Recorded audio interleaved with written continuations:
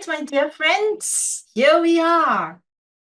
I hope everyone has had a great week. Welcome to our weekly Communities of Practice Sunday check-in session. A half hour of Dharma, reflection, and community connections. If you are a new member of our community, please accept our wholehearted welcome and know that if you are unsure or have any questions about our practices and topics, we are all here to help. And if you are a regular, welcome back. It is customary in Australia to begin any meeting by acknowledging the traditional owners of our land. So, in the spirit of reconciliation, I would like to acknowledge the traditional custodians of the land on which we walk, study, and reside, the Wodi Wodi people of the Dharawal Nation, and pay my respects to elders past, present, and emerging.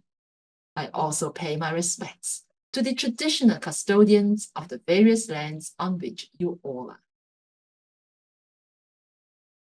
In addition, I would also like to recognize the triple gem of the Buddha, Dharma, and Sangha. Together, they make up the lineage, philosophy, and community of Buddhism that I embrace to deepen my engagement, reflection, and investigation. The check-in sessions have been developed by our Communities of Practice team and the entire community. These sessions aim to develop a reflective practice in response to changes. Guided by humanistic Buddhism, we would like to cultivate our practices and build memorable friendships. Following a very meaningful 2 months honoring the legacy of our late Venerable Master Sheng Yun, we are about to begin 5 months meeting some authors of a recently launched book, Cultivating Compassion, Going Beyond Crises. This book took 2 years to produce following the 2021 International Symposium on Humanistic Buddhism with the immense assistance of my co-editors, Emeritus Professors Stephen Hill and Suzanne Fransway. Over the next few months, some of our generous authors will present their book chapters. You may download the free e-version from the Peter Lang website. Before I introduce our author to start our series, let's check in for a couple of minutes. I invite you, wherever you are, to stand or sit at ease. Gently close your eyes and allow ourselves to relax.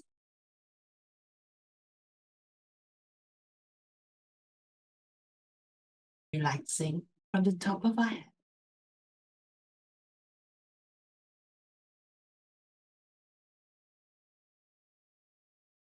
Eyes and facial muscles. Relax. Relaxing our neck and shoulders. Relax our arms, hands, and fingers.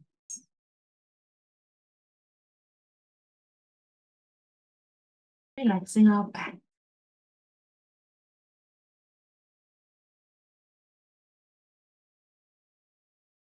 Relaxing our legs, feet, and toes.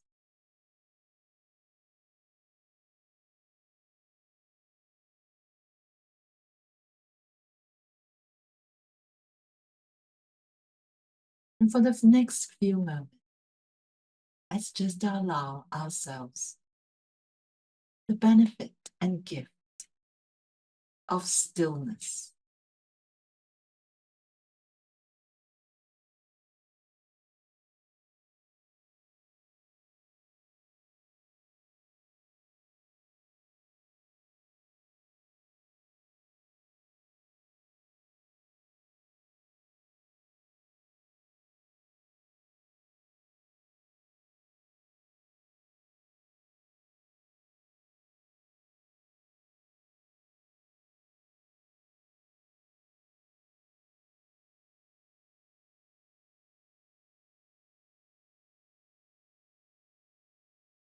Thank you for checking in.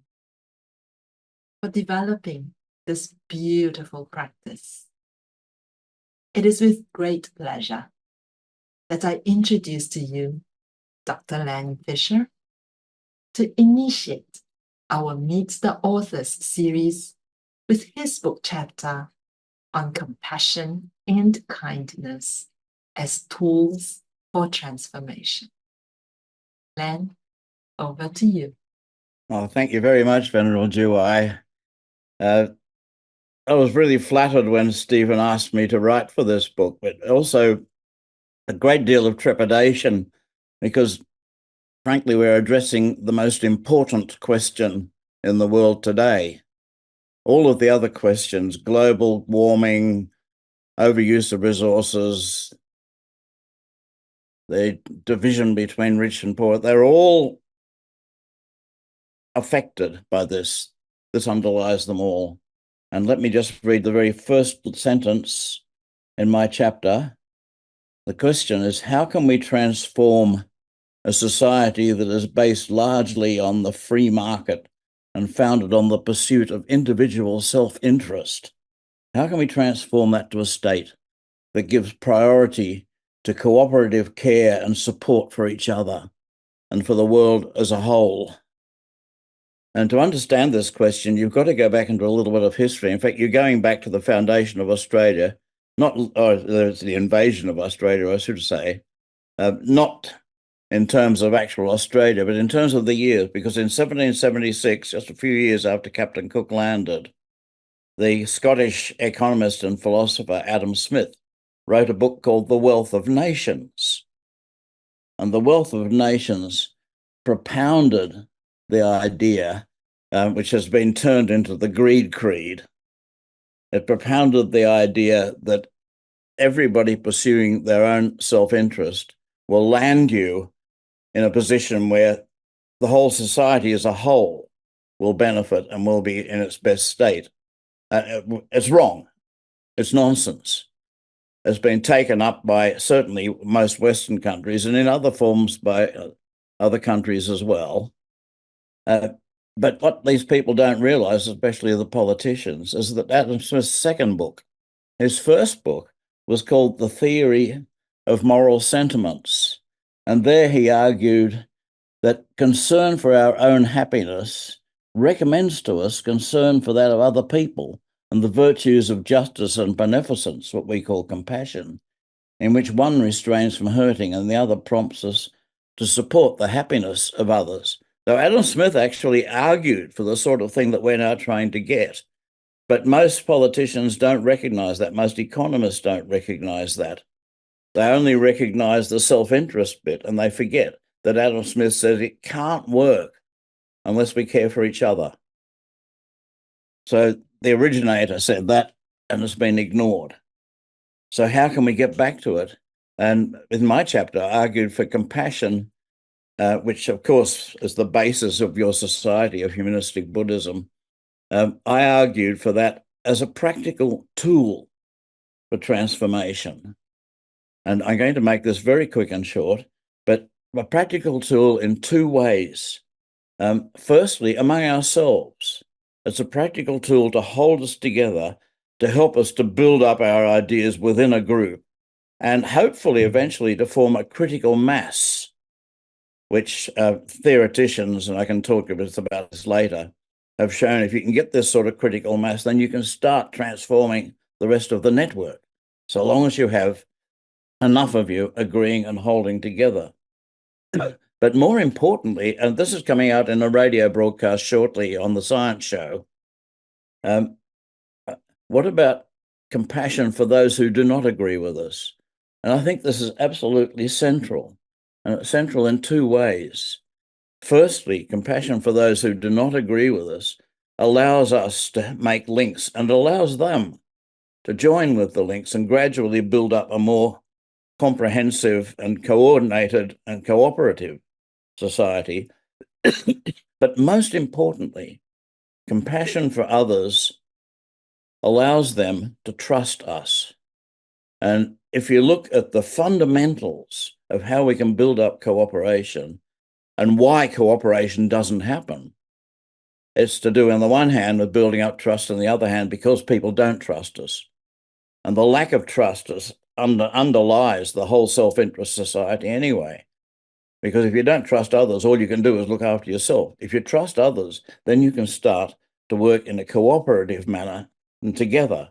So compassion is a way of building trust by letting people trust you.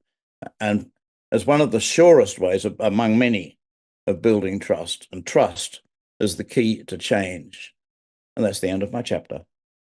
Thank you so much, Len. What you have also done, Len, is to give us two very good questions to reflect upon and discuss in our breakout rooms. So later on, we'll invite every one of you to discuss what role can compassion play in a society built primarily on the pursuit of individual self-interest, and how can we best show compassion to those who disagree with us? Such important questions. Thank you, Len. Now we'll be placed in groups of 3 to 4 to share and discuss. In the discussion, we recommend you spend some time to get to know each other and then discuss those questions. There will be some Zoom notifications to guide you, but feel free to let the flow of your discussions guide you. Our sessions are guided by metta, which is unconditional love and kindness for all sentient beings.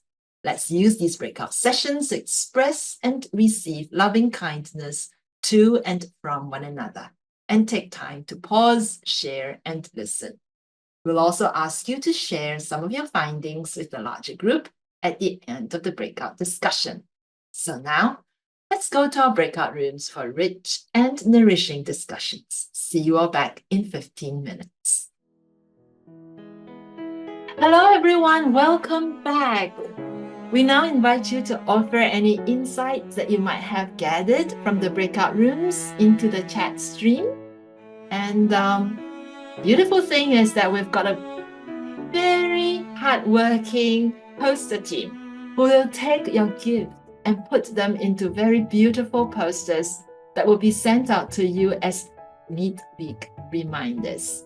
So please do that. Start typing in your comments in the chat. Hey, we'll read out your chats in a little while since we are approaching the half-hour mark. So let me first thank Len for your generous sharing. We really hope that the check-in session was helpful to you, and we hope you experienced the unconditional love and compassion of this community. But for anyone who might be experiencing a greater need than what today could meet, please don't hesitate to get in touch with us. And you can also reach out to the professional organizations on the screen. We thank our authors for their generous sharing, and especially Len for kickstarting this very special series. Next week, we'll hear from our dear friend Meg Hart, who will share another book chapter relevant to our world today.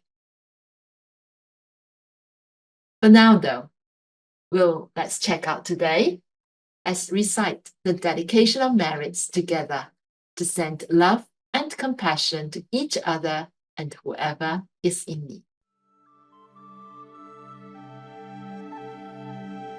Let us now dedicate the goodness of what you have done to all living beings. May kindness, compassion, joy, and equanimity pervade all worlds. May we cherish and build affinities to benefit all beings. May Chan, Pure Land, and precepts inspire equality and patience. May our gratitude and humility give rise to great vows.